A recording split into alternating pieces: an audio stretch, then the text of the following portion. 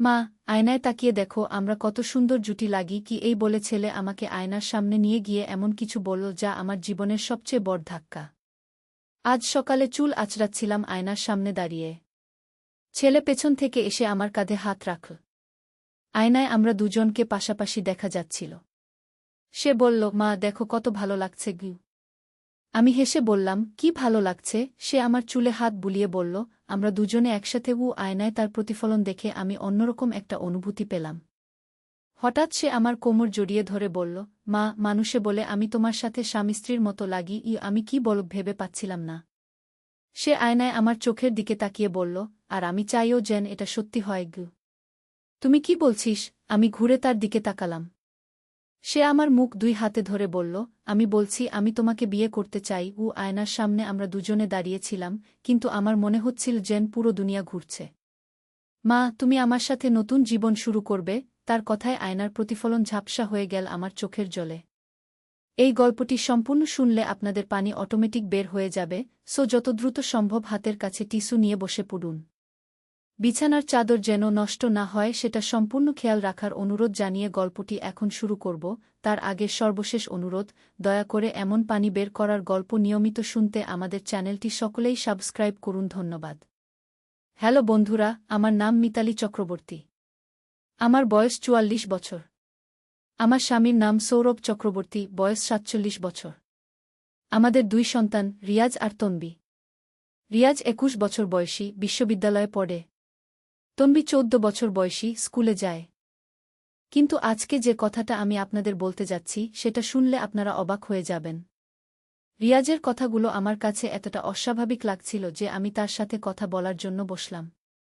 রিয়াজ, তুমি যেটা বলেছিলে সেটা নিয়ে আমরা একটু কথা বলি। আমি তার দিকে তাকিয়ে বললাম। রিয়াজ হাসতে হাসতে বলল, মা, তুমি কি আমার কথায় রাগ করেছ? আমি তো শুধু বলেছি যে আমরা দেখতে স্বামী স্ত্রীর মতো লাগি গু।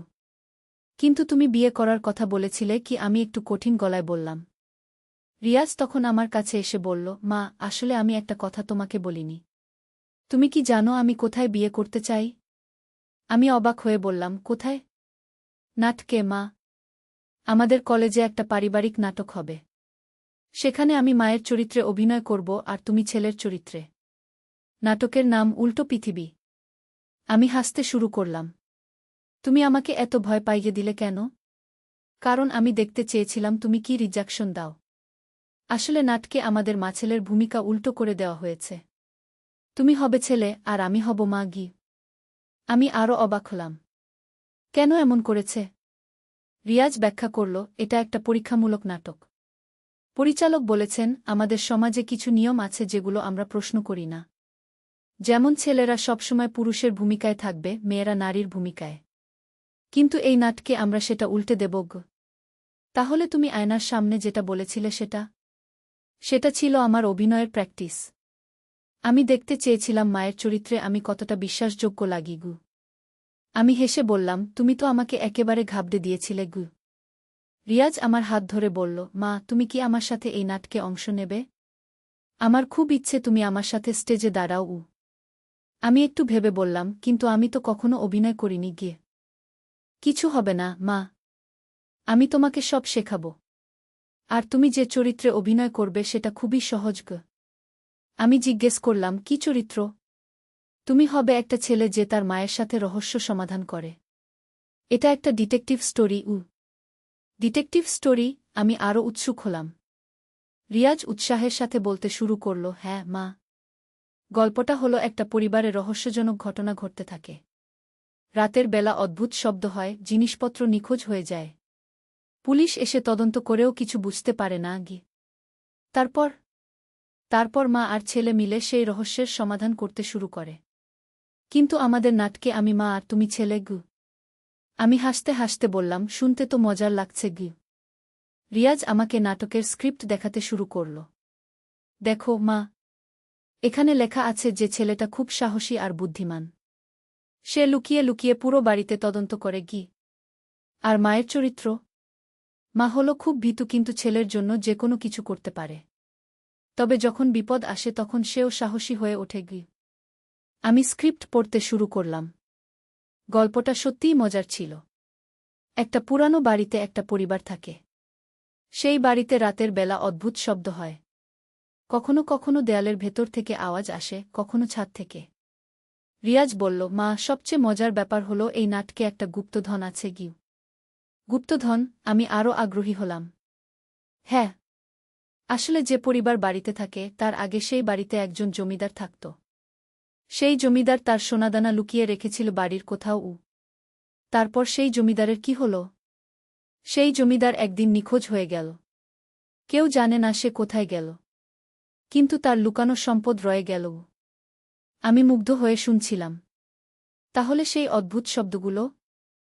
রিয়াজ রহস্যময় গলায় বলল, সেটাই হলো আসল রহস্য, মা। হয়তো সেই জমিদারের আত্মা এখনও বাড়িতে ঘুরে বেড়ায়, অথবা কেউ সেই গুপ্তধন খোঁজার চেষ্টা করছে। কিন্তু নাটকের শেষে কি হয়? রহস্যের সমাধান হয়। রিয়াজ হাসল। সেটা তুমি নাটক করলেই জানতে পারবে। আমি এখনই সব বলে দিতে পারি না। আমি একটু চিন্তা করে বললাম, ঠিক আছে, আমি তোমার সাথে এই নাটকে অংশ নেব। কিন্তু আমাকে ভালো করে শেখাতে হবে।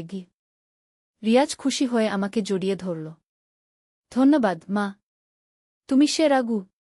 পরের দিন থেকে আমরা নাটকের প্র্যাকটিস শুরু করলাম। রিয়াজ আমাকে সব ডায়ালগ শেখাতে শুরু করল। প্রথমে একটু অদ্ভুত লাগছিল ছেলের চরিত্রে অভিনয় করতে, কিন্তু ধীরে ধীরে আমি অভ্যস্ত হয়ে গেলাম। রিয়াজ আমাকে বলল, মা, তুমি যখন ডিটেকটিভের মতো কাজ করবে তখন তোমার চলাফেরা হবে একটু ভিন্ন। ছেলেদের মতো হাঁটতে হবে। আমি হাসতে হাসতে চেষ্টা করতে লাগলাম। সৌরভ একদিন আমাদের প্র্যাকটিস দেখে অবাক হয়ে গেল। তোমরা কি করছ? সৌরভ জিজ্ঞেস করল। রিয়াজ তার বাবাকে সব বুঝিয়ে বলল। সৌরভ শুনে হেসে বলল, বাহ, খুব মজার আইডিয়া। তন্বিও আমাদের প্র্যাকটিস দেখে মজা পেতে লাগল। সে বলল, মা, তুমি সত্যিই ছেলেদের মতো দেখাচ্ছ। আমরা প্রতিদিন প্র্যাকটিস করতে লাগলাম। রিয়াজ আমাকে বলল, মা, এই নাটকের সবচেয়ে রোমাঞ্চকর অংশ হল যেখানে আমরা রাতের বেলা সেই রহস্যজনক শব্দের উৎস খোঁজার চেষ্টা করি। সেটা কিভাবে করব? আমরা টর্চ নিয়ে পুরো বাড়ি তল্লাশি করব। প্রথমে আমরা ভাবব যে কোনো চোর ঢুকেছে, কিন্তু পরে বুঝতে পারব যে ব্যাপারটা আরও জটিল। কতটা জটিল? রিয়াজ রহস্যময় গলায় বলল, মা, ধরো আমরা শব্দের উৎস খুঁজতে গিয়ে দেখি যে বাড়ির দেয়ালের ভেতরে একটা গোপন কক্ষ আছে। গোপন কক্ষ? আমি চমকে উঠলাম। হ্যাঁ, সেই জমিদার তার সম্পদ লুকিয়ে রেখেছিল সেই গোপন কক্ষেই। তারপর আমরা সেই কক্ষে ঢুকি, কিন্তু সেখানে গিয়ে আরও বড় রহস্য আবিষ্কার করি। আমি অধৈর্য হয়ে বললাম, কি রহস্য? রিয়াজ বলল, সেই গোপন কক্ষে আমরা অনেকগুলো পুরানো চিঠি পাই। সেই চিঠিগুলো পড়ে জানতে পারি যে জমিদার আসলে নিখোঁজ হয়নি। মানে? সে তার সম্পদ লুকিয়ে রেখে নিজেই অন্য জায়গা চলে গিয়েছিল, কিন্তু সে একটা গোপন চিঠি রেখে গিয়েছিল তার উত্তরাধিকারীদের জন্য। সেই চিঠিতে কি লেখা? সেই চিঠিতে একটা গোপন মানচিত্র আছে। সেই মানচিত্র অনুসরণ করলে আরও বড় একটা গুপ্তধনের সন্ধান পাওয়া যাবে। আমি মুগ্ধ হয়ে শুনছিলাম। এই গল্প তো সত্যিই খুব রোমাঞ্চকর। রিয়াজ বলল, কিন্তু মা, সবচেয়ে বড় মোড় আসে যখন আমরা বুঝতে পারি যে সেই অদ্ভুত শব্দগুলো কোনো ভূতের না। তাহলে কিসের? সেই শব্দগুলো আসলে আমাদের প্রতিবেশীর। সে জানত যে বাড়িতে গুপ্তধন আছে, তাই সে রাতের বেলা চুপি চুপি এসে খোঁজাখুঁজি করত। বাহ, তাহলে শেষে কি হয়? শেষে আমরা সেই প্রতিবেশীকে ধরে ফেলি এবং সেই গুপ্তধনও আবিষ্কার করি। আমি বললাম, তাহলে গল্পের শেষ খুশির? রিয়াজ হাসল। একদমই। আমরা সেই গুপ্তধন পেয়ে খুব খুশি হই এবং সেই টাকা দিয়ে আমরা আমাদের পুরানো বাড়িটা সংস্কার করি। আমি বললাম, এই গল্প তো সত্যিই দারুণ। আমি এখন আরও উৎসাহী হয়ে গেলাম। পরের কয়েক সপ্তাহ আমরা নিয়মিত প্র্যাকটিস করতে থাকলাম। রিয়াজ আমাকে বিভিন্ন দৃশ্যের অভিনয় শেখাল। কিভাবে একজন সাহসী ছেলের মতো হাঁটতে হয়, কিভাবে রহস্য সমাধানে মনোযোগী হতে হয়, সবকিছু। একদিন রিয়াজ বলল, মা, আমাদের নাটকে একটা খুব মজার দৃশ্য আছে। কোনটা? যেটায় আমরা সেই গোপন কক্ষে প্রথম ঢুকি। সেখানে আমরা দুজনেই ভয় পাই, কিন্তু তারপর সাহস করে এগিয়ে যাই। আমি বললাম, সেই দৃশ্যে আমি কি করব? তুমি টর্চ ধরে রাখবে আর আমি চিঠিগুলো পড়ব। কিন্তু হঠাৎ করে টর্চের লাইট নিভে যাবে। তারপর তারপর আমরা অন্ধকারে হাঁটতে বেড়াব। কিন্তু আমাদের দুজনের মধ্যে পারস্পরিক বিশ্বাস এবং সাহায্যের কারণে আমরা সেই অবস্থা থেকে বের হয়ে আসব গু। আমি বললাম, শুনতে তো খুব রোমাঞ্চকর লাগছে গু। রিয়াজ বলল, মা, এই নাটকের মূল বার্তা হল পারিবারিক বন্ধন এবং একসাথে কাজ করার শক্তি। কিভাবে? আমরা দুজন মিলে যে রহস্যের সমাধান করি সেটা কেউ একা পারত না। আমার চরিত্র ভীতু কিন্তু ভালোবাসার কারণে সাহসী হয়ে ওঠে। তোমার চরিত্র সাহসী কিন্তু একা থাকলে সে হয়তো সফল হতো না আগে। আমি বুঝতে পারলাম যে এই নাটক শুধু বিনোদনের জন্য নয়, এর একটা গভীর অর্থ আছে। রিয়াজ বলল, মা, তুমি কি জানো এই নাটকের আরেকটা বিশেষত্ব কি? কি? এই নাটকে দর্শকরাও অংশগ্রহণ করতে পারবে গে। কিভাবে? রিয়াজ ব্যাখ্যা করল, আমরা নাটকের মাঝখানে দর্শকদের জিজ্ঞেস করব যে তারা কি মনে করে পরবর্তী পদক্ষেপ কি হওয়া উচিত। তাদের মতামত অনুযায়ী আমরা নাটকের গতি পরিবর্তন করব গ। এটা তো খুব ইন্টারেক্টিভ গ। ঠিক। এবং এর ফলে প্রতিবার নাটকটা একটু ভিন্ন হবে গু। আমি বললাম, তাহলে আমাদের বিভিন্ন পরিস্থিতির জন্য প্রস্তুত থাকতে হবে গু। হ্যাঁ মা। কিন্তু সেটাই তো মজার। আমরা যত প্র্যাকটিস করতে থাকলাম তত বেশি করে আমি এই নাটকের প্রেমে পড়ে গেলাম। আমি বুঝতে পারলাম যে শুধুমাত্র চরিত্রের লিঙ্গ পরিবর্তন করেই একটা সম্পূর্ণ নতুন অভিজ্ঞতা তৈরি করা যায়। রিয়াজ বলল, মা, তুমি এখন সত্যিই একজন দক্ষ অভিনেত্রী হয়ে গেছ গু। আমি হেসে বললাম, সব তোমার শেখানোর কারিশমা গু। না মা, তুমি স্বাভাবিকভাবেই অভিনয়ে ভালো। আমি শুধু তোমাকে গাইড করেছি। নাটকের দিন এগিয়ে আসতে লাগল। আমরা আমাদের কস্টিউম প্রস্তুত করলাম।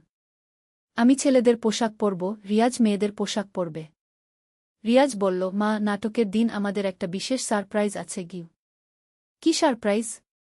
সেই জমিদারের চরিত্রেও একজন অভিনয় করবে। সে শেষ দৃশ্যে ভূত হয়ে এসে আসল ঘটনা জানাবে গু। সেটা কে করবে? বাবা গু। আমি অবাক হয়ে বললাম, সৌরভ অভিনয় করবে? হ্যাঁ। সে একটা সাদা কাপড় পরে ভূতের মতো সাজবে। তারপর শেষ মুহূর্তে এসে বলবে যে সে আসলে মারা যায়নি। আমি খুশি হয়ে বললাম, তাহলে আমাদের পুরো পরিবার এই নাটকে অংশ নিচ্ছে গিয়ে। হ্যাঁ মা।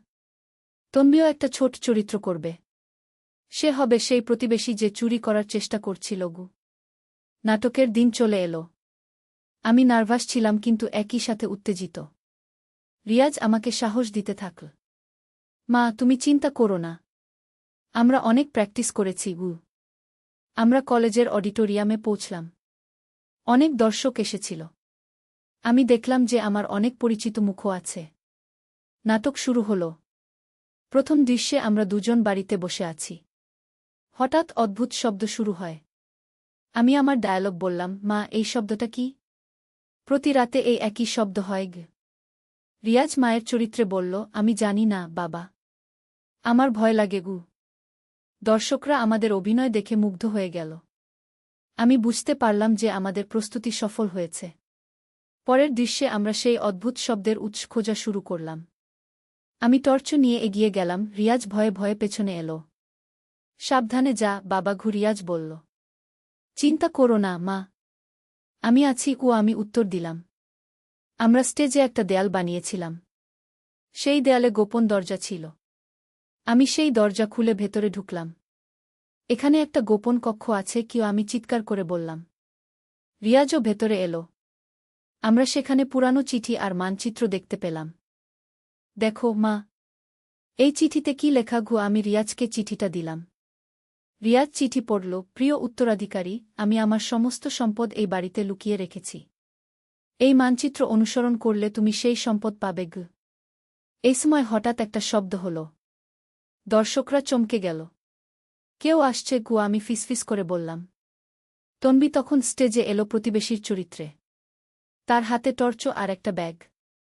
কেউ আছে? তন্বী বলল। আমি আর রিয়াজ লুকিয়ে থাকলাম। আমরা দেখলাম যে তন্বী দেয়ালে খোঁজাখুঁজি করছে। আজকে অবশ্যই সেই গুপ্তধন পেতে হবে কি, তন্বী নিজের সাথে কথা বলল। আমি রিয়াজের দিকে তাকিয়ে ইশারা করলাম। আমরা তন্বীকে ঘিরে ফেললাম। তুমি কি করছো এখানে? আমি জিজ্ঞেস করলাম। তন্বী ভয় পেয়ে বলল, আমি রিয়াজ বলল, তুমিই প্রতি রাতে এই শব্দ করতে? তন্বী স্বীকার করল, হ্যাঁ, আমি জানতাম এই বাড়িতে গুপ্তধন আছে। আমি সেটা খোঁজার চেষ্টা করছিলাম কিন্তু সেটা তোমার নয় আমি বললাম। এই সময় সৌরভ ভূতের পোশাক পরে স্টেজে এলো। দর্শকরা আবার চমকে গেল। আমি সেই জমিদার সৌরভ বলল, আমি মারা যাইনি। আমি শুধু অন্য জায়গা চলে গিয়েছিলাম তাহলে আপনি এখানে কেন? রিয়াজ জিজ্ঞেস করল। আমি ফিরে এসেছি আমার সম্পদ সঠিক হাতে দিতে। যারা এই বাড়িতে সততার সাথে থাকে তারাই এর অধিকারী সৌরভ আমাদের দিকে তাকিয়ে বলল, তোমরা দুজন সাহস করে সত্য উদ্ঘাটন করেছ। এই সম্পদ তোমাদের আমরা সেই গুপ্তধন পেলাম। দর্শকরা খুশি হয়ে হাততালি দিল। নাটক শেষ হলে সবাই আমাদের অভিনন্দন জানাল। অনেকে বলল যে আমাদের অভিনয় খুব স্বাভাবিক এবং বিশ্বাসযোগ্য ছিল। রিয়াজ আমাকে জড়িয়ে ধরে বলল, মা, তুমি দারুণ অভিনয় করেছ। আমি বললাম, তোমার কারণেই এটা সম্ভব হয়েছে। বাড়ি ফেরার পথে আমরা সবাই খুশি ছিলাম। সৌরভ বলল, তোমাদের দুজনের কেমিস্ট্রি খুব ভালো ছিল স্টেজে। তন্বী বলল, আমার চরিত্রটাও মজার ছিল। প্রতিবেশী ভিলেনের চরিত্র। রিয়াজ বলল, কিন্তু সবচেয়ে মজার ব্যাপার হলো মানুষ বুঝতেই পারেনি যে আমরা আসলে উল্টো চরিত্রে অভিনয় করছি। আমি বললাম, কেন বুঝতে পারেনি? কারণ আমাদের অভিনয় এতই স্বাভাবিক ছিল যে কেউ খেয়াল করেনি। তারা শুধু গল্পেই মনোযোগ দিয়েছে। সৌরভ বলল, এটাই তো নাটকের সফলতা, যখন দর্শকরা চরিত্রের বদলে গল্পে মনোযোগ দেয়। পরের দিন কলেজে রিয়াজের অনেক প্রশংসা হল। তার বন্ধুরা বলল যে আমাদের নাটক তারা কখনো ভুলবে না। রিয়াজ বাড়িতে এসে আমাকে বলল, মা, আমার একটা প্রস্তাব আছে। কি প্রস্তাব? আমরা আরও এই ধরনের নাটক করতে পারি। আমাদের নিজস্ব একটা থিয়েটার গ্রুপ বানানো যায়। আমি বললাম, সেটা তো দারুণ আইডিয়া। আমরা বিভিন্ন সামাজিক বিষয় নিয়ে নাটক করতে পারি, যেমন পরিবেশ দূষণ, শিক্ষার গুরুত্ব, নারী অধিকার। সৌরভ বলল, আমিও তোমাদের সাথে যোগ দেব। তন্বী বলল, আমিও চাই। আমি বুঝতে পারলাম যে রিয়াজের ছোট্ট একটা প্র্যাঙ্ক থেকে শুরু করে আমরা একটা নতুন পথ খুঁজে পেয়েছি। আমাদের পারিবারিক বন্ধন আরও মজবুত হয়েছে। রিয়াজ বলল, মা, তুমি জানো আমার আসল উদ্দেশ্য কি ছিল? কি? আমি চেয়েছিলাম তুমি তোমার লুকানো প্রতিভা আবিষ্কার করো। তুমি সবসময় আমাদের জন্য কাজ করো, নিজের জন্য কিছু করো না। আমি গলা ভারী হয়ে বললাম, তুমি আমাকে নতুন একটা পৃথিবীর সাথে পরিচয় করিয়ে দিয়েছ। এবং আমি তোমার কাছ থেকে শিখেছি যে বয়স কোনো বাধা নয়। নতুন কিছু শেখার জন্য কোনো সময় দেরি নয়।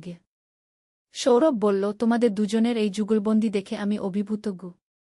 আমরা সিদ্ধান্ত নিলাম যে আমরা প্রতি মাসে একটা করে নাটক করব। প্রতিবার ভিন্ন বিষয় নিয়ে, ভিন্ন চরিত্রে। রিয়াজ বলল, পরের নাটকে আমরা পরিবেশ দূষণ নিয়ে কাজ করব।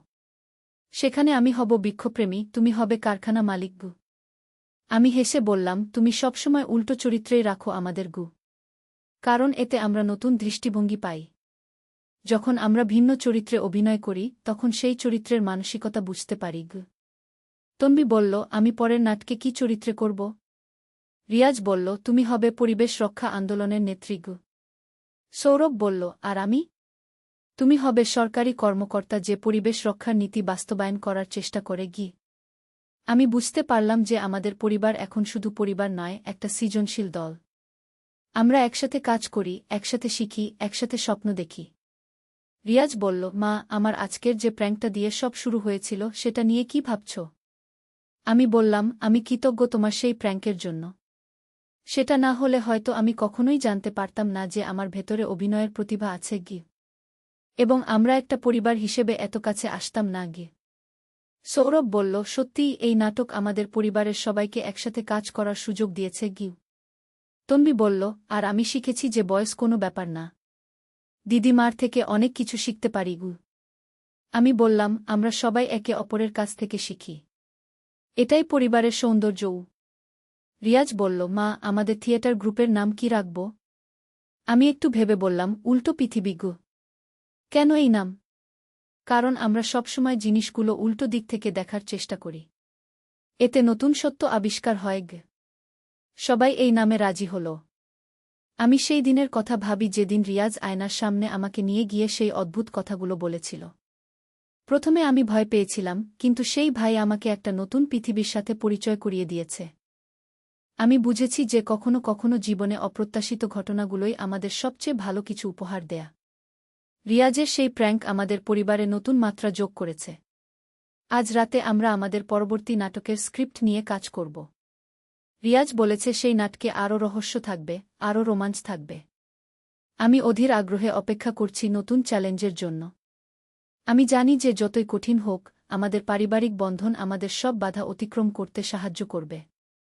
রিয়াজ ঠিকই বলেছিল, আমরা সত্যিই একটা সুন্দর জুটি, শুধু আয়নায় নয়, জীবনেও। সত্যের সন্ধানে। প্রথম অধ্যায়, অন্ধকার থেকে আলোর দিকে। একসময় এক বিশাল সাম্রাজ্যের রাজধানীতে বাস করত এক যুবক। সে ছিল অত্যন্ত বুদ্ধিমান এবং জ্ঞানপিপাসু।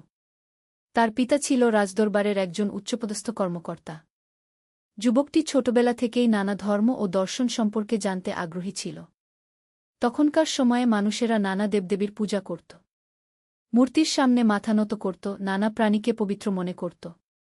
কিন্তু এই যুবকের মন কখনোই এসব কিছুতে শান্তি পেত না। সে ভাবত, এই পাথরের মূর্তিগুলো কিভাবে আমাদের সাহায্য করতে পারে? এরা তো নিজেরাই নিস্তব্ধ, নিষ্ক্রিয়। রাতের বেলা সে ছাদে উঠে আকাশের দিকে তাকিয়ে থাকত। অসংখ্য তারা, চাঁদ, সূর্য, এসবের সৌন্দর্যে সে মুগ্ধ হতো। মনে মনে ভাবত, এই বিশাল মহাবিশ্ব, এত নিখুঁত একটি ব্যবস্থা, এর পেছনে নিশ্চয়ই কোনো মহান শক্তি আছে। একদিন সে তার বাবার কাছে গিয়ে বলল, পিতা, আমি বুঝতে পারছি না। আমরা যেসব মূর্তির পূজা করি সেগুলো তো আমাদেরই হাতে তৈরি। তাহলে এরা কিভাবে আমাদের ভালো মন্দ করতে পারে? তার পিতা রেগে গিয়ে বললেন, তুমি কি বলছ? এসব আমাদের পূর্বপুরুষদের ধর্ম। তুমি এ নিয়ে প্রশ্ন তুলতে পারো না। কিন্তু যুবকের মন এতে শান্ত হল না। সে আরও গভীরভাবে চিন্তা করতে লাগল। সে দেখত যে মানুষেরা সূর্যকেও পূজা করে। তাই একদিন সূর্যোদয়ের সময় সে মনে মনে ভাবল, হয়তো এই সূর্যই আমার প্রভু। কিন্তু সন্ধ্যায় যখন সূর্য অস্ত গেল, তখন সে বুঝল, যিনি অস্ত যান, তিনি কিভাবে সর্বশক্তিমান হতে পারেন। রাতে চাঁদ উঠলে সে আবার ভাবল, সূর্যের চেয়ে চাঁদই বড়। এ নিশ্চয়ই আমার প্রভু। কিন্তু ভোরে যখন চাঁদও অস্ত গেল, তখন সে আরও হতাশ হল। অবশেষে সে বুঝতে পারল, যিনি এই সূর্য, চাঁদ, তারা সবকিছু সৃষ্টি করেছেন এবং নিয়ন্ত্রণ করছেন, তিনিই হচ্ছেন একমাত্র উপাস্য। তিনি অদৃশ্য, কিন্তু তার সৃষ্টির মাধ্যমে তার অস্তিত্ব প্রমাণিত। দ্বিতীয় অধ্যায়, জ্ঞানের অন্বেষণ। এই উপলব্ধির পর যুবকটি আরও বেশি করে জ্ঞান অর্জনে মনোনিবেশ করল। সে শুনেছিল যে দূর মরুভূমির এক গোত্রে একজন মহান নবী এসেছেন। তিনি মানুষদের একত্ববাদের দিকে আহ্বান করছেন। যুবকটি তার কিছু বন্ধুর সাথে সেই মরুভূমির দিকে যাত্রা শুরু করল। দীর্ঘ পথ, কষ্টকর যাত্রা। কিন্তু সত্যের সন্ধানে তার মন ছিল দৃঢ়। পথিমধ্যে তারা একটি মরুদ্যানে থামল। সেখানে এক বৃদ্ধ ব্যবসায়ীর সাথে দেখা হল। বৃদ্ধ ব্যক্তিটি ছিল অত্যন্ত জ্ঞানী এবং ধার্মিক। যুবকটি তাকে তার দ্বিধাদ্বন্দ্বের কথা বলল। বৃদ্ধ ব্যক্তি হাসি মুখে বললেন, বৎস, তুমি সত্যিকারের জ্ঞানের সন্ধান করছ। এটা খুবই ভালো। জেনে রাখো, আল্লাহ তাআলা একজনই। তিনি সবকিছুর স্রষ্টা এবং নিয়ন্ত্রক। তার কোনো অংশীদার নেই, কোনো সন্তান নেই, তিনি কারো সন্তানও নন। কিন্তু আমরা তাকে কিভাবে চিনব? যুবক জিজ্ঞেস করল। বৃদ্ধ ব্যক্তি আকাশের দিকে হাত তুলে বললেন, দেখো এই আকাশ, এই পৃথিবী। দেখো কত নিখুঁত ব্যবস্থাপনা। সূর্য তার নির্দিষ্ট পথে চলছে, চাঁদ তার কক্ষপথে ঘুরছে। পৃথিবীতে দিনরাত হচ্ছে, ঋতু পরিবর্তন হচ্ছে। গাছপালা বেড়ে উঠছে, মানুষ ও পশুপাখির জন্য খাদ্যের ব্যবস্থা হচ্ছে। এই সব কিছুর পেছনে একজন মহাজ্ঞানী, মহাশক্তিমান স্রষ্টা আছেন। তিনি আল্লাহ। তার সাথে যোগাযোগ কিভাবে করব? যুবক আবার প্রশ্ন করল। নামাজের মাধ্যমে, দোয়ার মাধ্যমে, কোরআন তিলাওয়াতের মাধ্যমে। তিনি সর্বশ্রোতা, সর্বদ্রষ্টা। তিনি তোমার হৃদয়ের গোপন কথাও জানেন। এই কথাগুলো যুবকের মনে গভীর প্রভাব ফেল। সে বুঝতে পারল যে তার সারা জীবনের খোঁজা সত্য এখানেই রয়েছে। তৃতীয় অধ্যায়, সত্যের আলোকপ্রাপ্তি। বৃদ্ধ ব্যক্তির কাছ থেকে বিদায় নিয়ে যুবকটি আরও কয়েকদিন পথ চল। অবশেষে সে পৌঁছাল সেই পবিত্র শহরে যেখানে নবী শাহ বাস করতেন। শহরে ঢুকেই সে অনুভব করল একটা ভিন্ন পরিবেশ। এখানে মানুষেরা একে অপরের প্রতি অত্যন্ত সদয়, সহানুভূতিশীল। কেউ ভিক্ষুক দেখলেই সাহায্য করে। ধনী গরিব সবাই একসাথে নামাজ পড়ে। কোনো জাতিভেদ নেই, কোনো উঁচুনিচু ভেদাভেদ নেই। একদিন সে শুনল যে নবী শাহ মসজিদে একটি বক্তব্য দেবেন। যুবকটি সেখানে উপস্থিত হল। নবী শাহ এর চেহারা দেখেই তার মনে হল যেন এক নূরের আলো। তার কথায় এমন এক আকর্ষণ, এমন এক শক্তি যে সবার মন তার দিকে আকৃষ্ট হয়ে যায়। নবী ঈসা বললেন, হে মানুষেরা! তোমরা সেই আল্লাহর ইবাদত করো যিনি এক এবং অদ্বিতীয়। তিনি ছাড়া আর কেউ ইবাদতের যোগ্য নেই। তিনি তোমাদের সৃষ্টি করেছেন, তোমাদের রিজিক দেন, তোমাদের জীবন ও মৃত্যুর মালিক। তোমরা একে অপরের সাথে ভালো ব্যবহার করো। গরিব দুঃখীদের সাহায্য করো। মিথ্যা বলো না, প্রতারণা করো না। সৎ পথে চলো এবং আল্লাহকে ভয় করো। এই কথাগুলো শুনে যুবকের চোখ থেকে অশ্রু ঝরতে লাগল। তার মনে হল যেন সারা জীবনের জন্য সে যা খুঁজছিল তা এখানেই পেয়ে গেছে। বক্তব্য শেষে যুবকটি নবী ঈসা এর কাছে গিয়ে বলল, হে আল্লাহর রাসূল! আমি সত্যের সন্ধানে এত দূর পথ পাড়ি দিয়ে এসেছি। আপনার কথা শুনে আমার মন সত্যিই শান্তি পেয়েছে। আমি ইসলাম গ্রহণ করতে চাই। নবী ঈসা খুশি হয়ে তার মাথায় হাত রেখে বললেন, আল্লাহ তোমাকে হিদায়াত দান করেছেন। তুমি কলেমা শাহাদত পড়ো। যুবকটি বলল, আশহাদু আল্লা ইলাহা ইল্লাল্লাহু ওয়া আশহাদু আন্না মুহাম্মাদুর রাসূলুল্লাহ। সেই মুহূর্তেই যেন তার সমস্ত অন্তর আলো ভরে গেল। তার মনে হল যেন সারা জীবনের অন্ধকার দূর হয়ে গেছে। চতুর্থ অধ্যায়, নতুন জীবনের শুরু। ইসলাম গ্রহণের পর যুবকটির জীবনে এক নতুন অধ্যায়ের সূচনা হল। সে নামাজ পড়তে শুরু করল, কোরআন শিখতে লাগল এবং ইসলামের বিধিবিধান মেনে চলতে শুরু করল। তার আচার ব্যবহারে এক বিস্ময়কর পরিবর্তন এল। আগে যেখানে সে শুধু নিজের কথা ভাবত, এখন সে অন্যদের সাহায্য করতে এগিয়ে আসে। গরিব দুঃখীদের পাশে দাঁড়ায়। মিথ্যা কথা বলা ছেড়ে দিয়েছে, সৎ ব্যবসায় জড়িত হয়েছে। কয়েক মাস পরে তার পিতা তাকে খোঁজ করতে এসে পৌঁছাল। পিতা রেগে গিয়ে বললেন, তুমি পারিবারিক ধর্ম ত্যাগ করে কি করেছ? চলো, বাড়ি ফিরে চলো। যুবক অত্যন্ত বিনয়ের সাথে বলল, পিতা, আমি সত্যের সন্ধান পেয়েছি। আমি আর মূর্তি পূজায় ফিরে যেতে পারব না। তবে আমি আপনার সাথে সদ্ব্যবহার করব, আপনার সেবা করব। এটা আমার ধর্মের শিক্ষা। পিতা প্রথমে রেগে গেলেও পরে দেখলেন যে তার ছেলের আচরণে কত ভালো পরিবর্তন এসেছে। সে আগের চেয়ে অনেক বেশি শান্ত, সৎ এবং দায়িত্বশীল হয়েছে। একদিন পিতা তাকে প্রশ্ন করলেন, তোমার এই ধর্মের মূল শিক্ষা কি? যুবক বলল, পিতা, আমাদের ধর্মের মূল কথা হল আল্লাহ এক এবং অদ্বিতীয়। তার ইবাদত করতে হবে এবং মানুষের সাথে ভালো ব্যবহার করতে হবে। মাতাপিতার সেবা করা, গরিবদের সাহায্য করা, সৎ পথে চলা, এসব আমাদের ধর্মের অংশ। পিতার মনেও একটা পরিবর্তন এল। তিনি ভাবতে লাগলেন, এই ধর্ম তো খুবই সুন্দর। পঞ্চম অধ্যায়, পরীক্ষার সময়। কয়েক বছর পরে সেই শহরে এক ভয়াবহ দুর্ভিক্ষ দেখা দিল। বৃষ্টি হল না, ফসল নষ্ট হয়ে গেল। মানুষের মধ্যে খাদ্যের তীব্র সংকট দেখা দিল। এই সময়ে মুসলমানদের প্রকৃত চরিত্র পরীক্ষা হল। যুবকটি দেখল যে যারা ইসলাম গ্রহণ করেছে তারা নিজেদের খাবার ভাগাভাগি করে খাচ্ছে। কেউ একা একা বেশি খাবার রেখে দিচ্ছে না।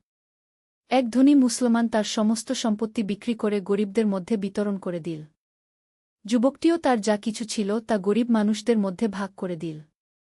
একদিন সে দেখল যে একটি অনাথ বাচ্চা রাস্তায় ক্ষুধায় কাঁদছে। তার কাছে শুধু একটুকু রুটি ছিল, যা ছিল তার সেদিনের খাবার। কিন্তু সে সেই রুটিটুকুও সেই বাচ্চাকে দিয়ে দিল। সেই রাতে সে না খেয়ে থেকে আল্লাহর কাছে দোয়া করল, হে আল্লাহ! আপনি আমাদের এই বিপদ থেকে উদ্ধার করুন। আমরা আপনার উপর ভরসা রাখছি। পরদিন সকালে খবর এল যে দূর থেকে একটি বাণিজ্যিক কাফেলা খাদ্যশস্য নিয়ে আসছে। কয়েকদিন পরেই দুর্ভিক্ষের সমাধান হয়ে গেল। এই ঘটনার পর যুবকটি আরও গভীরভাবে বুঝতে পারল যে আল্লাহর উপর তাওয়াক্কুল, ভরসা রাখতে হবে এবং অন্যদের সাহায্য করতে হবে। ষষ্ঠ অধ্যায়, জ্ঞান প্রচারের দায়িত্ব। কয়েক বছর পর যুবকটি একজন পরিণত জ্ঞানী ব্যক্তি হয়ে উঠল। সে কোরআন ও হাদিস গভীরভাবে অধ্যয়ন করল। নবী ঈসা এর কাছ থেকে সরাসরি অনেক কিছু শিখল। একদিন নবী ঈসা তাকে ডেকে বললেন, তুমি এখন অন্যদেরকে ইসলামের দাওয়াত দিতে পারো। তোমার নিজের এলাকায় গিয়ে মানুষদের সত্যের পথে আহ্বান করো। এই দায়িত্ব পেয়ে যুবকটি খুবই খুশি হল। কিন্তু সাথে সাথে একটা দুশ্চিন্তাও হল। সে ভাবল, আমার নিজের পরিবার পরিজন, বন্ধুবান্ধব তো আমার কথা শুনবে না। তারা হয়তো আমাকে বিরোধিতা করবে। নবী ঈসা যেন তার মনের কথা বুঝতে পেরে বললেন, হিকমতের সাথে দাওয়াত দিও। কাউকে জোর করো না। তুমি শুধু সত্য পৌঁছে দাও। হিদায়াত দেওয়ার মালিক আল্লাহ। এই কথায় যুবকটির মনে সাহস এল। সে তার জন্মভূমির দিকে যাত্রা শুরু করল। 7ম অধ্যায়, নিজ ভূমিতে দাওয়াত। নিজের শহরে পৌঁছে যুবকটি দেখল যে সেখানে পরিস্থিতি আরও খারাপ হয়েছে। মানুষেরা আরও বেশি মূর্তিপূজায় লিপ্ত হয়েছে। অনেক রকমের কুসংস্কার ও অন্ধবিশ্বাস চালু হয়েছে। প্রথমে সে তার পরিবারের কাছে গেল। তার মা তাকে দেখে অত্যন্ত খুশি হলেন। কিন্তু যখন শুনলেন যে তিনি ইসলাম গ্রহণ করেছেন এবং মূর্তিপূজা ছেড়ে দিয়েছেন, তখন অত্যন্ত দুঃখ পেলেন। আমার ছেলে, তুমি আমাদের পারিবারিক ধর্ম ত্যাগ করলে? আমাদের দেবদেবীরা নাখুশ হবেন কি? মা কাঁদতে কাঁদতে বললেন। যুবক অত্যন্ত ধৈর্য ও ভালোবাসার সাথে মাকে বোঝানোর চেষ্টা করল, মা, আমি যে ধর্ম গ্রহণ করেছি তা আপনার সাথে আমার সম্পর্কের কোনো ক্ষতি করবে না। বরং এই ধর্ম আমাকে আরও বেশি করে আপনার সেবা করতে শিখিয়েছে। মাতাপিতার সেবা করা আমাদের ধর্মের একটি গুরুত্বপূর্ণ অংশও। কিন্তু তার বাবা খুবই রেগে গেলেন। তুমি যদি এই ধর্ম না ছাড়ো তাহলে আমার ঘরে থাকতে পারবে না। যুবক বলল, পিতা, আমি আপনাকে অসম্মান করতে চাই না, কিন্তু সত্যকে অস্বীকার করতেও পারি না। আমি আপনার সেবা করব, কিন্তু মূর্তি পূজায় ফিরে যেতে পারব না। এই নিয়ে পরিবারে বেশ কিছুদিন টানাপোড়েন চল। কিন্তু যুবকটি ধৈর্য হারাল না। সে তার আচরণ দিয়ে প্রমাণ করতে লাগল যে ইসলাম তাকে আরও ভালো মানুষ বানিয়েছে। 8ম অধ্যায়, ধীরে ধীরে পরিবর্তন। যুবকটি প্রতিদিন তার মা বাবার খেদমত করত। তাদের খাবারের ব্যবস্থা করত, অসুখ বিসুখে সেবা করত। এমনকি তারা তাকে মূর্তিপূজার জন্য বললেও সে রেগে যেত না, বিনয়ের সাথে অস্বীকার করত। এদিকে তার বন্ধুবান্ধবদের কাছে সে ইসলামের দাওয়াত পৌঁছাতে শুরু করল। সে তাদের বলত, তোমরা একবার ভেবে দেখো, এই পাথরের মূর্তিগুলো কিভাবে তোমাদের উপকার করতে পারে। এরা তো নিজেরাই অসহায়। অনেকে তার কথা হাসি করে উড়িয়ে দিত। কিন্তু কেউ কেউ গভীরভাবে ভাবতে শুরু করল। একদিন তার একটি বন্ধু তাকে প্রশ্ন করল, তুমি বলো তোমার আল্লাহ সর্বশক্তিমান, কিন্তু আমরা তো তাকে দেখি না। তাহলে কিভাবে বুঝব যে তিনি আছেন? যুবক হাসিমুখে বলল, তুমি কি বাতাস দেখো? না, কিন্তু বাতাসের অস্তিত্ব তুমি অনুভব করো। তুমি কি তোমার মনকে দেখতে পাও? না, কিন্তু তার অস্তিত্ব তুমি বুঝতে পারো। ঠিক তেমনি আল্লাহকেও আমরা তার সৃষ্টির মধ্যে দিয়ে চিনতে পারি। দেখো, আকাশে সূর্য কত নিয়মানুবর্তিতার সাথে উদয় হয় এবং অস্ত যায়। ঋতু পরিবর্তন হয়, গাছে ফল ধরে। এসব কিছুর পেছনে একজন মহান পরিচালক আছেন। তিনি আল্লাহ। বন্ধুটি কিছুক্ষণ চুপ থেকে বলল, তোমার কথায় যুক্তি আছে। আমিও ভাবতে শুরু করেছি। ধীরে ধীরে এভাবে তার কয়েকজন বন্ধু ইসলামের প্রতি আগ্রহী হয়ে উঠল। তারাও কলেমা পড়ে মুসলমান হয়ে গেল। 9ম অধ্যায়, বিরোধিতার মুখে ধৈর্য। যখন শহরের কিছু মানুষ ইসলাম গ্রহণ করতে শুরু করল, তখন পুরোহিত ও ধর্মীয় নেতারা চিন্তিত হয়ে পড়ল। তারা দেখল যে তাদের অনুসারী কমে যাচ্ছে। তারা যুবকটির বিরুদ্ধে নানা ষড়যন্ত্র শুরু করল। তাকে নিয়ে মিথ্যা গুজব ছড়াতে লাগল। বলতে লাগল যে সে লোকদের ভুল পথে নিয়ে যাচ্ছে। একদিন কয়েকজন পুরোহিত তার কাছে এসে বলল, তুমি এই এলাকা ছেড়ে চলে যাও, নয়তো তোমার ক্ষতি হবে। যুবক শান্তভাবে উত্তর দিল, আমি কারো ক্ষতি করছি না। আমি শুধু মানুষদের সত্যের দিকে আহ্বান করছি। যদি তোমরা মনে করো আমি ভুল, তাহলে তর্কবিতর্কের মাধ্যমে প্রমাণ করো। কিন্তু পুরোহিতরা তর্কবিতর্কে যেতে চাইল না, কারণ তারা জানত যে তাদের যুক্তি দুর্বল। একদিন তারা কিছু দুর্বৃত্তকে দিয়ে যুবকটির উপর আক্রমণ করাল, কিন্তু আল্লাহর রহমতে সে রক্ষা পেল। এই ঘটনার পর কিছু সৎ মানুষ যুবকটির পক্ষে দাঁড়াল। তারা বলল, এই যুবক তো কোনো অন্যায় করছে না। সে অত্যন্ত সৎ ও দয়ালু। তার কথায় যুক্তি আছে। আমরা তার কথা শুনতে চাই। 10ম অধ্যায়, মায়ের হৃদয় পরিবর্তন। এদিকে যুবকটির মা তার ছেলের আচরণ দেখে ধীরে ধীরে প্রভাবিত হতে লাগলেন। তিনি দেখলেন যে ইসলাম গ্রহণের পর তার ছেলে আরও বেশি সৎ, দয়ালু এবং মাতৃভক্ত হয়েছে। একদিন মা অসুস্থ হয়ে পড়লেন। যুবক দিনরাত তার সেবা করতে লাগল। নিজের খাওয়া দাওয়া, ঘুম সব ছেড়ে দিয়ে মায়ের পাশে থাকল। মা তার ছেলেকে বললেন, বৎস, তুমি আমার এত সেবা করছ, অথচ আমি তোমার ধর্মের বিরোধিতা করেছি। যুবক বলল, মা, আপনার সেবা করা আমার ধর্মের শিক্ষা। আল্লাহ বলেছেন মাতাপিতার সাথে সদ্ব্যবহার করতে। আপনি যে ধর্মেরই হন না কেন, আপনি আমার মা। আপনার সেবা করা আমার কর্তব্য। মায়ের চোখে পানি এসে গেল। তিনি বুঝতে পারলেন যে তার ছেলের ধর্ম সত্যিই সুন্দর। কয়েকদিন পরে মা সুস্থ হয়ে উঠলেন। একদিন তিনি তার ছেলেকে বললেন, বৎস, তোমার ধর্ম সম্পর্কে আমাকে আরও বলো। আমি জানতে চাই। যুবক খুবই খুশি হয়ে মাকে ইসলামের মূল বিষয়গুলো বোঝাতে লাগল। আল্লাহর একত্বের কথা, নামাজের গুরুত্ব, দানস্তকার ফজিলত, পরকালের জীবনের কথা। মা মনোযোগ দিয়ে সব শুনলেন। কয়েকদিন গভীর চিন্তাভাবনার পর তিনি বললেন, বৎস, আমিও তোমার ধর্ম গ্রহণ করতে চাই। সেই দিন মা কলেমা পড়ে ইসলাম গ্রহণ করলেন। যুবক আনন্দে কেঁদে ফেল। তার মনে হল যেন আকাশ থেকে খুশির বৃষ্টি নামছে। একাদশ অধ্যায়, সমাজে পরিবর্তনের সূচনা। মায়ের ইসলাম গ্রহণের খবর শুনে আশেপাশের অনেক নারী কৌতূহলী হয়ে উঠল। তারা এসে তার মায়ের কাছে ইসলাম সম্পর্কে জানতে চাইল। মা তাদেরকে বললেন, এই ধর্মে নারীদের অনেক সম্মান আছে। মা হিসেবে আমরা পুত্রের জন্নতের চাবি। স্ত্রী হিসেবে আমরা স্বামীর অর্ধেক দিন। কন্যা হিসেবে আমরা বাবার জন্নতের কারণ গি। আর সবচেয়ে বড় কথা হল, এই ধর্মে আল্লাহর কাছে নারী পুরুষ সবাই সমান। কোনো ভেদাভেদ নেই। এই কথা শুনে অনেক নারী ইসলামের প্রতি আগ্রহী হয়ে উঠল। ধীরে ধীরে কয়েকজন ইসলাম গ্রহণ করল। অন্যদিকে যুবকটি পুরুষদের মধ্যে দাওয়াতের কাজ চালিয়ে যেতে লাগল। সে একটি ছোট মসজিদ তৈরি করল। সেখানে নিয়মিত নামাজ হতে লাগল। প্রতি শুক্রবার জুমার খুতবা দিত। তার খুতবার বিষয়বস্তু হতো আল্লাহর একত্ব, নৈতিক জীবনযাত্রা, পারস্পরিক সহযোগিতা, দানসদকার গুরুত্ব। এই খুতবা শুনে অনেক মানুষের মন পরিবর্তন হতে লাগল। এমনকি কিছু মূর্তিপূজারীও চিন্তা করতে শুরু করল।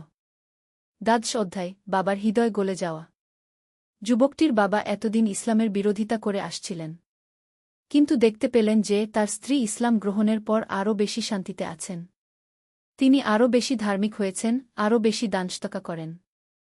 একদিন বাবা অসুস্থ হয়ে পড়লেন। ডাক্তার বললেন যে তার অবস্থা গুরুতর।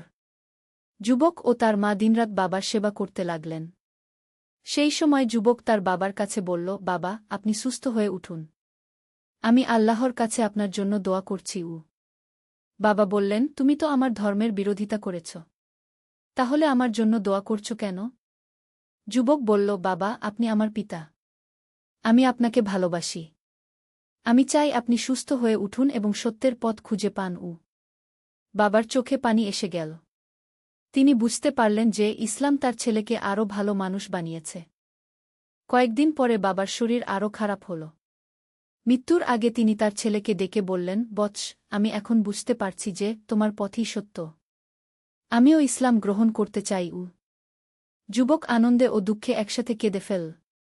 বাবা কলেমা পড়লেন এবং কয়েক ঘণ্টা পর তিনি ইন্তেকাল করলেন। যুবক মনে করল যে তার বাবা ঈমানের সাথেই দুনিয়া থেকে বিদায় নিয়েছেন। ত্রয়োদশ অধ্যায়, ইসলামী সমাজের বিকাশ। বাবার মৃত্যুর পর যুবকটি আরও বেশি করে দাওয়াতের কাজে মনোনিবেশ করল। তার নেতৃত্বে ছোট একটি ইসলামী সমাজ গড়ে উঠল। এই সমাজের বৈশিষ্ট্য ছিল, সবাই একসাথে নামাজ পড়ত। ধনী গরিবের মধ্যে কোনো ভেদাভেদ ছিল না। কেউ সমস্যায় পড়লে সবাই সাহায্য করত।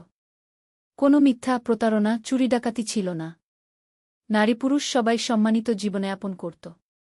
আশেপাশের শহর থেকে মানুষ এসে এই সমাজ দেখে অবাক হতো। তারা বলত, এরা কিভাবে এত শান্তিতে, ভালোবাসায় থাকে? একদিন পাশের শহর থেকে এক ব্যবসায়ী এলেন। তিনি কয়েকদিন এই মুসলিম সমাজে থেকে গেলেন। তিনি দেখলেন যে এখানে কেউ তার সাথে প্রতারণা করে না। সবাই সৎ ব্যবসা করে। কেউ দরিদ্র হলে সবাই তাকে সাহায্য করে। ব্যবসায়ী যুবকটির কাছে এসে বললেন, আপনাদের এই জীবন ব্যবস্থা অসাধারণ। এর রহস্য কি? যুবক বলল, আমাদের একমাত্র গোপন কথা হল, আমরা আল্লাহকে ভয় করি এবং একে অপরকে ভালোবাসি। আমরা জানি যে আমরা যা কিছু করি, আল্লাহ সব দেখেন। তাই আমরা সৎ কাজ করতে চেষ্টা করি। ব্যবসায়ী বললেন, আমিও এই ধর্ম গ্রহণ করতে চাই। এভাবে ধীরে ধীরে ইসলাম ছড়িয়ে পড়তে লাগল। চতুর্দশ অধ্যায়, জীবনের শেষ পর্যায়ে। অনেক বছর পেরিয়ে গেল। যুবকটি এখন একজন বয়স্ক, সম্মানিত ব্যক্তি। তার চুলদাড়ি সাদা হয়ে গেছে। কিন্তু তার চোখে এখনও সেই তেজ, সেই উৎসাহ। তিনি এই দীর্ঘ জীবনে অনেক মানুষকে ইসলামের পথে আনতে পেরেছেন। অনেক মসজিদ, মাদ্রাসা, এতিমখানা তৈরি করেছেন। গরিব দুঃখীদের সেবা করেছেন। একদিন তিনি অসুস্থ হয়ে পড়লেন। তার ছেলেমেয়েরা, শিষ্যরা তার চারপাশে জড়ো হলেন। মৃত্যুর আগে তিনি তাদেরকে বললেন, আমার প্রিয় সন্তানেরা, আমি আমার জীবনে যা পেয়েছি তা আল্লাহর অনুগ্রহেই পেয়েছি। আমি কিছুই ছিলাম না, সত্যের সন্ধানী একজন তরুণ ছিলাম মাত্র। আল্লাহ আমাকে হিদায়াত দান করেছেন। তোমরাও সত্যের পথে চলো, আল্লাহকে ভয় করো, মানুষের সেবা করো, ইসলামের সুন্দর শিক্ষাগুলো অন্যদের কাছে পৌঁছে দাও। মনে রেখো, দুনিয়ার জীবন ক্ষণস্থায়ী, আসল জীবন পরকালে। সেই জীবনের জন্য প্রস্তুতি নাও। এই কথা বলে তিনি চোখ বন্ধ করলেন এবং খিলা ইলাহা ইল্লাল্লাহকে পড়তে পড়তে ইন্তেকাল করলেন। উপসংহার: অনন্ত প্রভাব। তার মৃত্যুর পর পুরো শহরের মানুষ তার জানাজায় অংশগ্রহণ করল। হিন্দু, বৌদ্ধ, খ্রিস্টান সবাই এসেছিল, কারণ তিনি সবার কাছেই ছিলেন একজন সৎ, দয়ালু মানুষ। তার মৃত্যুর পরও তার রেখে যাওয়া আদর্শ, শিক্ষা প্রতিষ্ঠান, দাতব্য সংস্থাগুলো কাজ করতে থাকল। তার শিষ্যরা তার কাজ এগিয়ে নিয়ে গেল। বছরের পর বছর ধরে মানুষেরা তার কথা স্মরণ করল। কিভাবে একজন সত্যসন্ধানী তরুণ ইসলাম গ্রহণ করে গোটা সমাজকে পরিবর্তন করে দিয়েছিল। তার জীবনী থেকে মানুষেরা শিক্ষা নিত। সত্যের সন্ধান করতে হবে, যতই কষ্ট হোক। পরিবার পরিজনের বিরোধিতা সত্ত্বেও সত্যকে আঁকড়ে ধরতে হবে। ইসলাম গ্রহণের পর জীবনযাত্রায় পরিবর্তন আনতে হবে। অন্যদের কাছে ইসলামের দাওয়াত পৌঁছাতে হবে। সব ধরনের মানুষের সাথে ভালো ব্যবহার করতে হবে। শিক্ষা ও উপদেশ। এই গল্প থেকে আমরা যে শিক্ষাগুলো পাই: ১. সত্যসন্ধান, জীবনের প্রকৃত উদ্দেশ্য খোঁজা প্রতিটি মানুষের দায়িত্ব। যুবকটি মূর্তি পূজায় সন্তুষ্ট না হয়ে আসল স্রষ্টার সন্ধান করেছিল। ২. ধৈর্য ও অধ্যবসায়, সত্যের পথে চলতে হলে অনেক বাধাবিপত্তির সম্মুখীন হতে হয়, কিন্তু ধৈর্য রেখে এগিয়ে যেতে হয়। ৩. পারিবারিক সম্পর্ক, ইসলাম গ্রহণের পর পরিবারের সাথে সম্পর্ক ছিন্ন করা নয়, বরং আরও ভালো আচরণ করতে হয়। ৪. দাওয়াতের গুরুত্ব, নিজে সত্য পথ পেয়ে বসে থাকলে চলবে না, অন্যদেরকেও সেই পথে আনার চেষ্টা করতে হবে। ৫. সামাজিক দায়বদ্ধতা, একজন মুসলিমের উচিত সমাজের কল্যাণে কাজ করা, গরিব দুঃখীদের সেবা করা। ৬. আল্লাহর উপর ভরসা, জীবনের সব বিষয়ে আল্লাহর উপর ভরসা রাখতে হবে। তিনিই সব সমস্যার সমাধান দিতে পারেন। ৭. আখিরাতের প্রস্তুতি, দুনিয়ার জীবন ক্ষণস্থায়ী, আসল জীবন পরকালে। তাই সেই জীবনের জন্য প্রস্তুতি নিতে হবে। এই গল্পটি আমাদের মনে করিয়ে দেয় যে ইসলাম শুধু একটা ধর্ম নয়, এটা একটা পূর্ণাঙ্গ জীবন ব্যবস্থা, যা মানুষের ব্যক্তিগত ও সামাজিক জীবনকে সুন্দর করে তোলে। আল্লাহ আমাদের সবাইকে হিদায়াত দান করুন এবং সিরাতুল মুস্তাকিমে চলার তৌফিক দান করুন। আমিন।